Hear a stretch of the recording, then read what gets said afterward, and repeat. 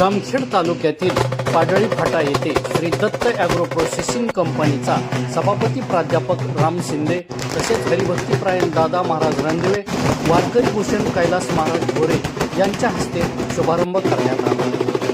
शेतकऱ्यांच्या हितासाठी व शेतकऱ्यांना अधिकचे 2 पैसे मिळावे या उद्देशानं बाळासाहेब पवार व शेखर संभाजी पवार यांनी हा प्रोसेसिंग कंपनीचा उद्योग समूह सुरू केलेला आहे।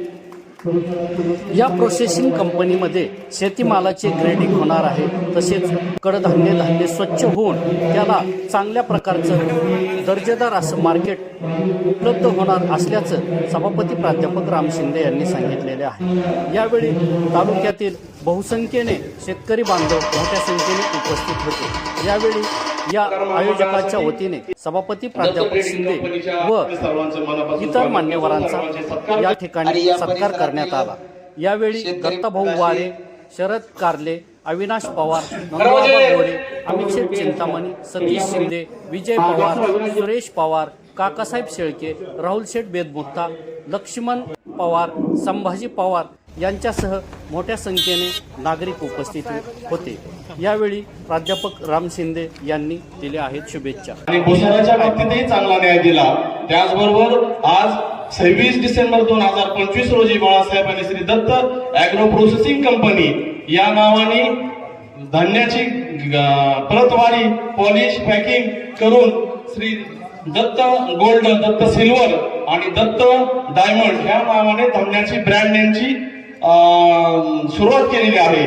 निश्चित स्वरूपात या ब्रँड नेमने मुंबई पुण्याला मॉलमध्येच धान्य जाईल। आदरणीय सभापती महोदयांनी या दोन्ही दुकानाला मदत करावी, मॉलमध्ये वेंडर कोड मिळवून द्यावा, ही माझी त्यांना एक विनंती राहील। यांच्या माध्यमातून या परिसराला जवळ सोय करून दिली। त्यांच्या माध्यमातून खरं तर जामखेडला जाण्याचं भाडं देखील वाचता या निमित्तानं, त्याच्यामुळं बाळासाहेबांनी आता या युनिटच्या माध्यमातून क्लिनिंग मशीन, वेगवेगळ्या प्रकारचं प्रोसेसिंग असेल ती निश्चितपणाने क्लीन करून शेतकऱ्यांना या क्लिनिंगचा फायदा होईल आणि शेतकऱ्याच्या ज्वारीचा असेल, इतर कडधान्याचा असेल, त्यांचा बाजारभाव देखील जास्त प्रमाणात वाढेल।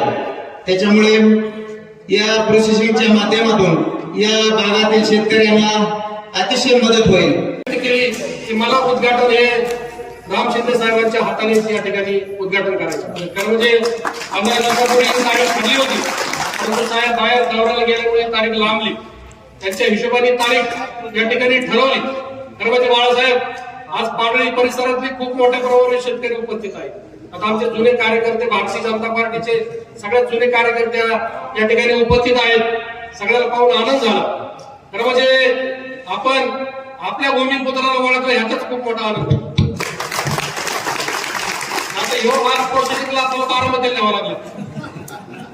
मगाशी विजू पवारने सांगितलं की आमचा हा या ठिकाणी प्रोसेसिंग केल्यानंतर माल पुण्या मुंबईला मोठमोठ्या मॉलमध्ये वेंडरशिप द्या।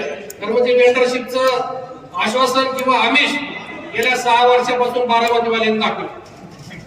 मोठ्या प्रमाणात आमच्या तालुक्यातील भगिनींना बचत गटाच्या माध्यमातून अगरबत्त्या तयार करा, मेणबत्त्या तयार करा, पत्रवाळ्या तयार करा, त्यांना मार्केट उपलब्ध करून देऊ। त्या मशनी बंद पडल्या, पण माल काय उत्पत्ती या काय कुठे जागेवरच राहिल्या, त्या मशनी सुद्धा कुजले।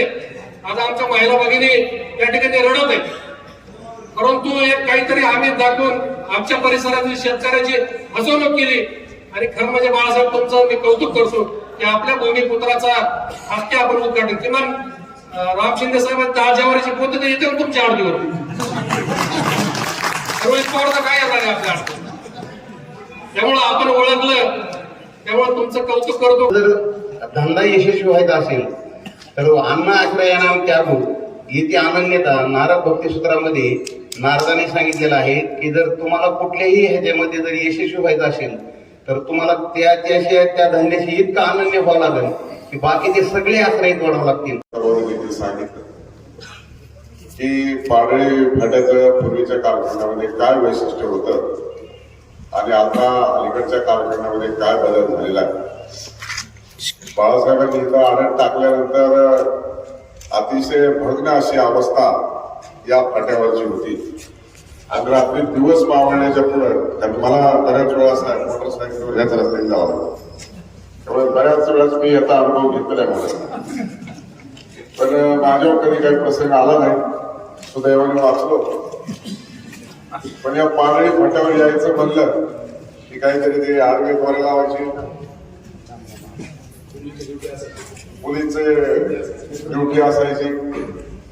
पण शेवटी कष्ट करणारा, मेहनत करणारा आणि जिद्दी माणूस जर असेल तर कुठेही गेलं तरी यशाला त्याच्या पायापाशीच यावं लागतं, ते म्हणजे बाळासाहेब. खरं तर चार केला आणि निश्चितच उद्योग चालू करत असताना प्रत्येकाला वाटतं आपला चालेल का नाही चालेल, का लोकांना आवडेल का नाही आवडेल, का लोक आपल्यापाशी येतील का नाही, या सगळ्या गोष्टीचा सर्वंकष विचार केल्याच्या नंतर या उद्योगाला त्यांनी प्राधान्य दिलं. आणि प्राधान्य देत असताना खऱ्या अर्थानं आपल्या ओळखीचा, आपल्या संबंधाचा चांगल्या पद्धतीने उपयोग त्यांनी करून घेतला. आणि मग हा 4 वर्षापूर्वी सुरू केलेला उद्योग आता त्यांनी ग्रेडेशनची मशीन देखील आज शुभारंभ करतो आहोत आपण. आणि चांगल्या दर्जाचा माल इथं तयार झाला पाहिजे, त्याचं व्यवस्थित ट्रेडिंग झालं पाहिजे आणि त्याला उच्च दर्जाचं मार्केट देखील उपलब्ध झालं पाहिजे. त्या दृष्टिकोनातून होत असलेला हा कार्यक्रम, त्याच्या मागे त्यांचा असलेलं कष्ट, त्यांचा पुतण्या आणि एकूणच विजय पवारांनी सांगितल्याप्रमाणे या पाडळी फाट्याचं गतवैभव जे गेल्या कालखंडामध्ये आपण जे पाहत होतो, त्या अलीकडच्या कालखंडामध्ये सगळे व्यवसाय या ठिकाणी एकत्रित झालेले पाहता आम्ही आशीर्वाद दिलेलेच आहे. आणि म्हणून हा व्यवसाय सुरू करण्याच्या दृष्टिकोनातून मला असं वाटतं की बाळासाहेबांनी कधी खोटं आश्वासन दिलं नसेल. खोटं आश्वासन दिल्यानंतर लोकांची काय व्यथा होते ती काही काळानंतर कळते. पण शेवटी बाळासाहेब तुम्ही सोनं ती सोनच आहे, त्याच्यामुळे व्यवसाय मोठा झाला. आणि ज्यांनी सोनं व्हायचा किंवा सोनं दाखवण्याचा प्रयत्न केला, आता ते निश्चित मातीत पडल्याशिवाय राहणार नाही. शेवटी खरं ते खरं असतं आणि खऱ्याच लोक पाठपुरावा करतात, खऱ्याच मार्गदर्शन घेतात आणि खऱ्याचाच व्यवसाय देखील लोकांना आवडतो. आणि कारण त्याला थोडा कालावधी जातो, थोड्या लोकांना कळायला उशीर लागतो, परंतु एकदा कळाल्याच्या नंतर सगळे लोक आपला मान सन्मान आणि प्रतिष्ठा ठेवल्याशिवाय राहत नाही.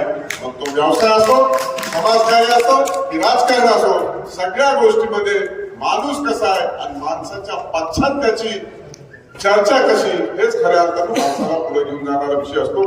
त्यामुळे आता कोणती गोष्ट कोणाची मोनोपॉली राहिली नाही. कुणी कोणताही कुठेही व्यवसाय करू शकतो, फक्त त्या मागे प्रामाणिकपणा असला पाहिजे.